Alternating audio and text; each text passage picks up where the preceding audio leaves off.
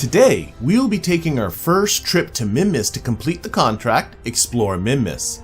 This contract requires us to perform a flyby of Minmus and return to Kerbin.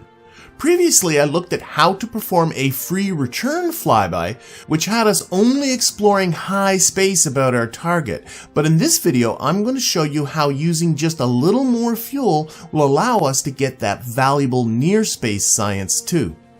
Unlike the moon, Minmus's orbit is inclined, so I'll also be taking advantage of our recent exploration of inserting into inclined parking orbits to more easily and cheaply facilitate our transfer to our minty neighbor. Let's get started. As always, we'll start off by taking a look at our contract, Explore Minmus. So let's go over the objectives. Today is your lucky day. Simply head to Minmus and pass it by. Easy as pie, no risk at all. Now sign this waiver. Sometimes science throws a curveball and we need to ask the hard questions. And by we mean you. Head to Minmus. It would be somewhat disconcerting if all of our missions to Minmus were one-way trips, so bring one back for Kerbin. So, putting that all together, we have to fly by Minmus with a pretty healthy cash payout. Then we need to gather scientific data from Minmus, and then we need return to Kerbin from a flyby of Minmus, so we have to get our vessel, and I'm going to assume the KERBAL as well, get that back safely to Kerbin's surface. Now, we've already done a flyby mission before. We flew by the moon, and I was determined in that video to make it a free return trajectory, and that meant that we never got ourselves in that mission to near space around the moon. But this time I want to do things a little different. I want to show you that you can get to near space, perform the flyby, and get back to Kerbin, and it just costs a little bit more fuel. And then in your missions, you can decide how you want to do it. You can do the free return trajectory like I did before, or you can spend a little bit of extra fuel and get yourself into near space. You be you. And while I'm at it, I did pick up like the cheapy one, scientific data from space around Kerbin. All I got to do is recover or transmit some science around space around Kerbin. Again, we're going to be in space around Kerbin. Grab the free ones when you see them.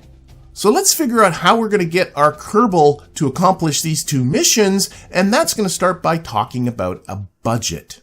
So we can see here on the Delta V map that it's 3,400 meters per second to get into low Kerbin orbit. I'm always budget more for that, even in my game, and this being a tutorial, I've been budgeting 3,800 meters per second for this part of the mission. Then we can see that our injection out to Minmus is 930 meters per second. Now you might be noticing there's this 340 on the map. This 340 is there to represent the maximum plane change you may have to make, because Minmus's orbit, unlike the moon, is at a 6-degree inclination to Kerbin's equator, and that means we need to somehow deal with it. Now the 340 is a worst case scenario. We're going to do a lot better from that. In fact, we're going to do so much better than that. I'm going to completely ignore this number. I am going to add on, though, 200 meters per second more. I'm just going to call this for general maneuvering. That gets us to a total of 4,930 meters per second. And thankfully, I already have a vessel with pretty much that Delta V. If I go back and take a look at the rocket that I used to fly by the moon, we can see if I put this on vacuum that it has 5,011 meters per second, already over what it is that is required for the Minmus mission. And this is not uncommon. You will find that if you plan a mission to go to the moon, whether this is to fly by, do an orbit, do a landing and come back, you will find that the cost of that is remarkably similar to the cost of doing the equivalent thing around Minmus. So if you plan a mission for the moon, more often than not, you can use that exact same vehicle for Minmus. So that is what we're going to do. Now, a couple of things just in terms of technology. This rocket does require a Tier 2 vehicle assembly building because of the part count, and because of its mass, it requires a Tier 2 launch pad. I would also recommend that you have a Tier 2 tracking station and a Tier 2 mission control as well, which will give you the extra flight data and the ability to make maneuver nodes, which will really help with this mission. As far as the technology goes, though, You need to have the first 4 tiers of the tech tree unlocked in order to have the parts to do this rocket. Plus, you need to have electrics. Now, you can see that I have actually quite a lot bit more unlocked than that because this mission was for quite some time ago. In fact, I have a lot of science I can still spend. So you might be wondering, why don't I just build something that's bigger? Well, I kind of like to show in this series that you don't need the high tech to get the missions done. I'm assuming people playing this game are playing in a career mode and may not have the high tech stuff available to them. So I'm always going to default to the lower tech that's necessary in order to do these missions. I think in a lot of videos that you will find on YouTube in Kerbal Space Program, you will find people building these large elaborate crafts, and then you'll find you don't have the tech. However, I build simple, low-tech crafts, and then if you want to improve upon them with better tech, by all means you can. Now, that all being said, there are a couple of tech nodes I do want to take some advantage of that I've already unlocked. Down here, I have miniaturization, and miniaturization comes with the EVA Experiments Kit. This is going to be more science, and if I go over to the next one here, Precision Engineering, it gives me the Hex Probe Core, which is an improvement upon the older Octo Probe Core. This will allow me to fly more easily. I do plan on just having a scientist aboard this one, so this will help me out. So let's go and make those modifications. And all we're going to do is put in the tech that I just mentioned. So the EVA Experiments Kit goes into the single inventory slot in the Mark 1 command capsule. And then we're going to replace this old Octo probe with a brand new Hex probe. I first have to put aside all the stuff that's attached to the probe body here, and then we can put in our Hex probe body. The Hex, by the way, it works exactly the same way as the Octo, except it adds the ability for you to lock onto the prograde and retrograde vectors while in flight, just like a Tier 1 pilot. So sorry, Jeb and Val, we don't need you anymore. We're going to put in Bob, our scientist, and we're going to launch. And we're going to start off right off the bat with how are we going to deal with the fact that Minmus is in an inclined orbit? Well, if you've been watching the last few episodes in this series, you already know the answer to that, because in 2 of them, we've already talked about launching into inclined parking orbits. Yeah, that's exactly what we're going to do. We're going to put ourselves into a parking orbit that matches the inclination of Minmus. Then I don't have to worry about making any kind of large plane change on my way to Minmus. Moreover, it makes the actual transfer out to Minmus much easier. So how are we going to accomplish that? Well, the first thing we're going to do is we're going to center our view on Kerbin. Now, Minmus is at an inclination of 6 degrees. So we're going to have to go into a parking orbit of 6 degrees, but we need to make sure that that parking orbit exactly matches the plane of Minmus's orbit, and that means launching at the right time. The right time is when our launch site is below Minmus's orbit. And as the KSC is pretty much on Kerbin's equator, that's going to be where Minmus's orbit crosses Kerbin's equator. Okay, how are we going to figure that out? Well, thankfully, the moon is going to help us out because the moon is at an inclination of 0. It is already over Kerbin's equator. So if I tilt the camera till the moon's orbit is edge on just like that, we are now looking right over Kerbin's equator. And if I zoom out and start going sideways to the point where Minmus's orbit is also edge on, we can now see that, oh, we're crossing right about here, right? Now, you can help yourself out a little bit. It can be a little awkward to do all the movements. If you zoom in just a little bit, if you get the point, let's go sideways here a little, let's make it really off. When you're at the right spot, Minmus's orbit will cross right at the center of Kerbin. So you can actually do it just from zoomed in here, which is a little bit easier. And then we can come out and get the moon pretty much right on. There we go. And then we'll go sideways. Right about there. Okay. Right here is the place where Minmus's orbit crosses Kerbin's equator. Moreover, remember this is east in this direction, so we're going to be launching in an eastward direction. We can see that we have to actually go north of Kerbin's equator. So that's going to help us out here. We need to launch towards the north of east. Now, east is 90 degrees on the nav ball. Minmus is at an inclination of 6 degrees. So if we go towards the north, which is down on the nav ball where the numbers are getting smaller, just subtract 6 degrees from 90 degrees. That's 84 degrees. However, we also know that we have already an orbital velocity that's going towards the east. We need to kind of go a little bit more north than that to try and pull that prograde vector to where we need it to be. So I'm actually going to head 1 degree further than that. I'm going to go off at a heading of 83 degrees. So we got that all set out. Now it's simply time warping till we are below our launch site. It's really important for this part of it that you do have Kerbin selected as your focus view so that things aren't moving around on you. And if anything, go a little bit early because it takes you a few minutes to get up there. Let's call it about here. All right. So, going to do that.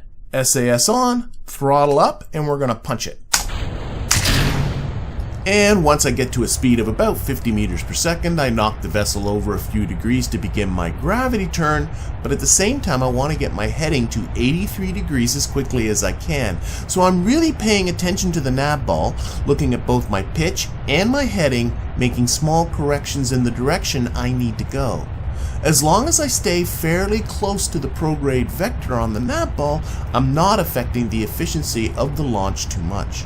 And if you find this all too fiddly, you can just launch into an equatorial orbit if you want and make the necessary correction on your way to Minmus. But as you'll see, there will be a payoff for paying attention to my ascent when we get to our transfer out to Minmus. Alright, let's turn down that throttle. I'm noticing I'm already well over a minute. And let's see, we're at 83 degrees. How's our inclination doing? 5.6? Remember, we're aiming for 6.0. Might actually bring it a little bit this way. Really kind of pull that over. Once we're at 6.0, we're going to be at a heading of 84. Okay, 6.0, lock that onto prograde. I actually went a little further. How is our... Almost at our apoapsis. There we go. Inclination's right at 6.0. I'm going to leave it locked on prograde. Just watch that time to apoapsis. Climb up. When it gets to 80, of course, we will cut throttle. And with this ascent now well in hand, I want to take this opportunity to welcome aboard my most recent Patreon patrons, Nicholas Walker and Chris Bennett. Thank you very much for your most generous support, and of course an ongoing thank you to all of my Patreon patrons and YouTube members who continue to support this channel. You will find all of their names in the credits at the end of this video, and if you would also like to support this channel, the appropriate links are in the down below. Alright, there we are. We are in orbit.